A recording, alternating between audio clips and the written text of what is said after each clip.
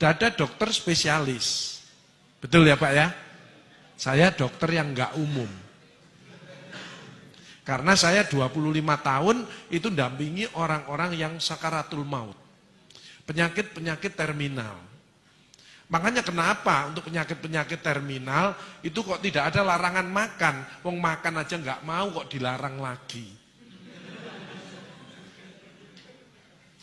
Panjenengan ya boleh makan, asal yang enggak boleh kalau berlebihan.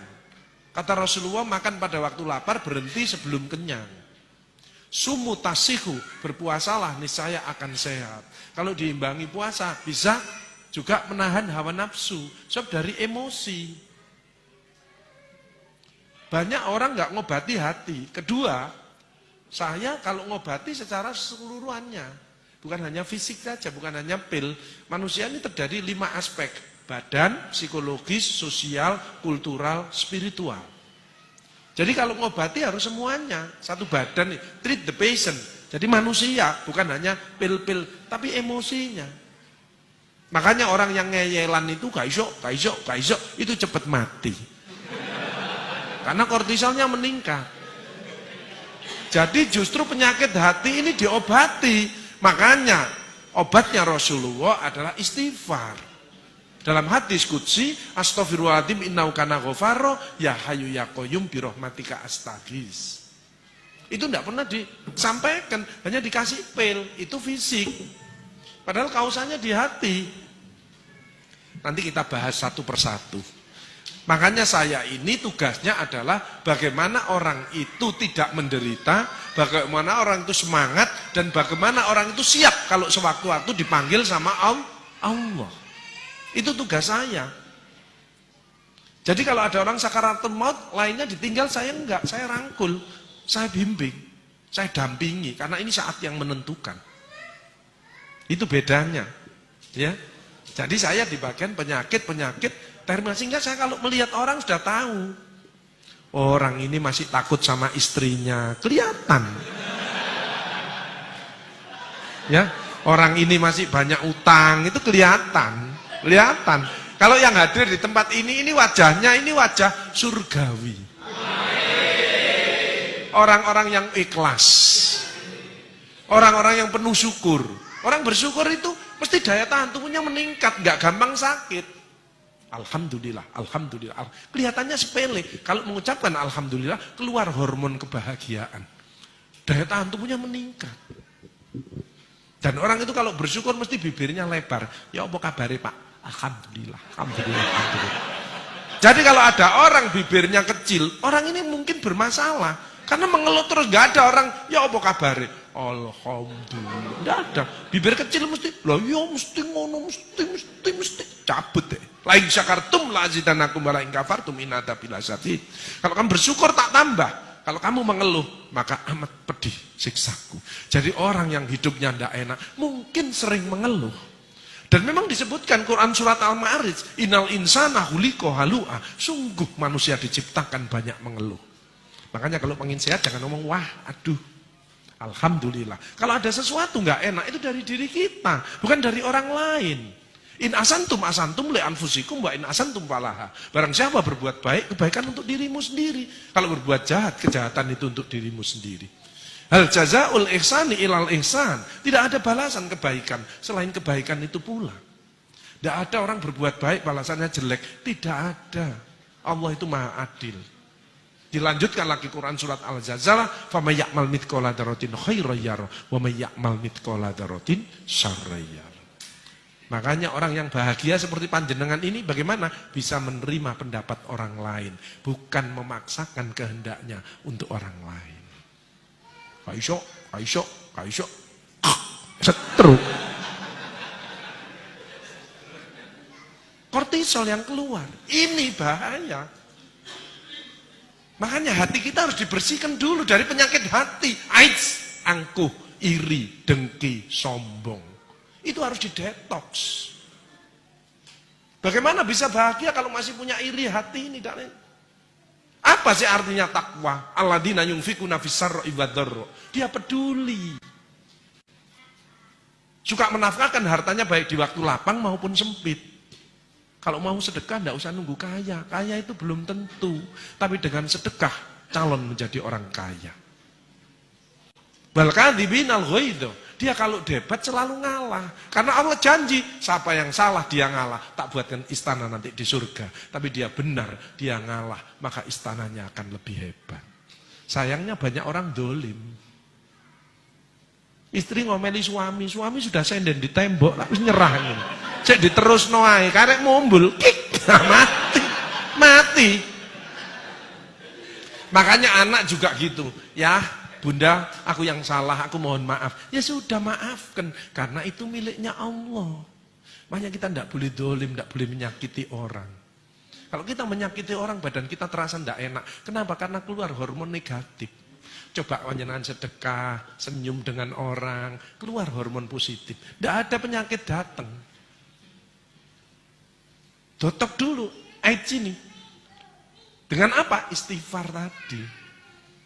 Istighfar itu menggembirakan Allah, dicintai Allah, tambahi rezekinya, dijauhkan dari neraka. Dan yang penting, kalau istighfar itu, setan putus asa. Sayangnya di Indonesia kan sudah tidak ada setan, karena manusianya sudah disetan kabeh. Ya. Bagaimana bahagia? Panjenengan sehat, insya Allah ya sehat. Sehat itu kadang-kadang dilihat jasmani rohani. Betul nggih? Badan stres. Padahal ada 8. Sehat fisik, panjenengan bisa ke sini. Alhamdulillah. Coba panas badan. Awake panas greges, enggak mungkin ke sini. Apalagi mencret, enggak mungkin wong gini. Ana pengajian nang masjid, rumah sakit Karimah Utama gak iso aku, gak iso. Mencret kok. Kan ringan mencret, wong klepnya ndak bisa nutup. Kan ndak kelihatan. Beda kalau saya di bagian kanker, payudara kelihatan, mata, tangan kelihatan. Ini hanya mencret. Alhamdulillah. Sebutkan supaya keluar hormon kebahagiaan. Kadang-kadang orang ndak punya duit itu kenapa sih?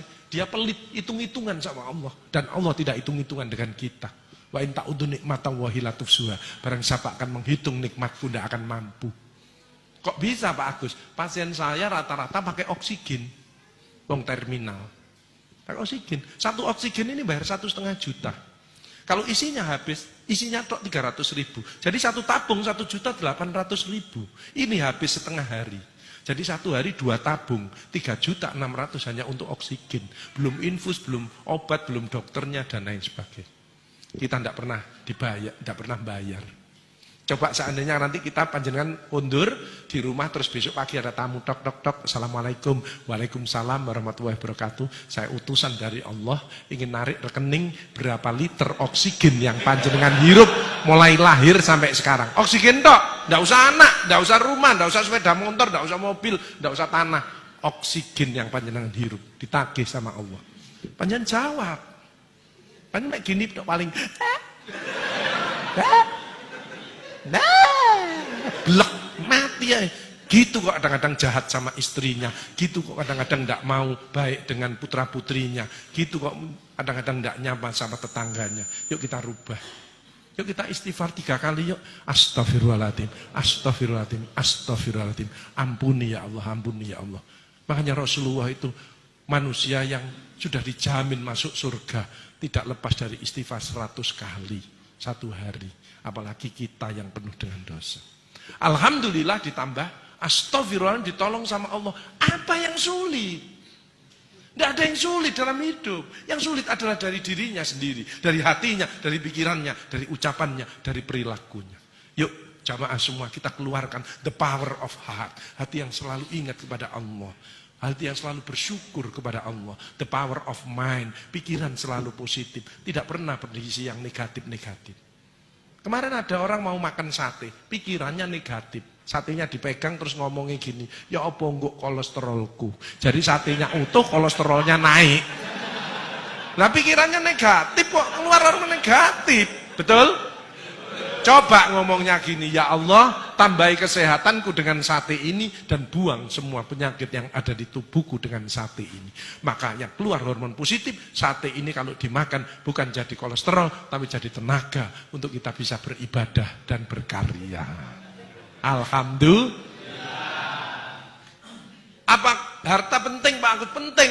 Tapi yang cari yang barokah, hasilnya halal. Tapi kalau ada sebagian diberikan, itu namanya berkah. Selalu bertambah kebahagiaannya. Tapi kalau ditumpuk untuk dirinya sendiri malah jadi bencana. Teman saya ada, sukses. Pendidikannya tinggi, anaknya di luar negeri, rumahnya banyak, perusahaannya banyak. Mobilnya ganti-ganti. Ternyata dia kena diabetes, kena stroke, pasang ring. Itu dikirimi durian sama muridnya. Ya ditaruh di kulkas, dia kalau pengen ya hanya diambil, diambung gitu. Nggak berani makan. Coba bayangkan. Akhirnya ngomong, Pak Agus, wes, gak peduli aku, gak atik ngene-ngene, gak iso bahagia aku. Uangnya banyak, nggak berani makan coba. Kalau lainnya makan sate dimakan, dia ndak dicecepi. Untuk apa harta? Hanya perbanyak sedekah. Sedekah kenapa bisa menyembuhkan? As-shadaqatu daf'ul bala. Sedekah menjauhkan dari daripada bala. Kenapa? Orang sedekah menyenangkan orang yang keluar hormon positif. Penyakitnya lama-lama tambah baik, tambah baik. Yuk kita introspeksi diri. Nggak usah nyalakan si A, si B. Ada orang nyalakan, aku gak cocok sama ibu itu, misalkan ibu-ibu. Ya nggak apa-apa. Ibu itu dari kiri, ibu dari kanan. Beda nggak masalah. Yuk kita makan sambil sarapan, kita cari solusi. Betul? Ada ibu datang gini, aku gak cocok ambil ibu-iku, yuk gak cocok ambil iku, yuk gak cocok ambil iku, yuk gak cocok ambil iku. Ya ibu yang sakit. Ngomong gitu aja. Lah masa orang ini jelek semuanya? Setuju nggih? Setelah pulang tidak udah. Jadi orang yang suka nyalahkan orang lain, menuduh, itu hatinya kotor.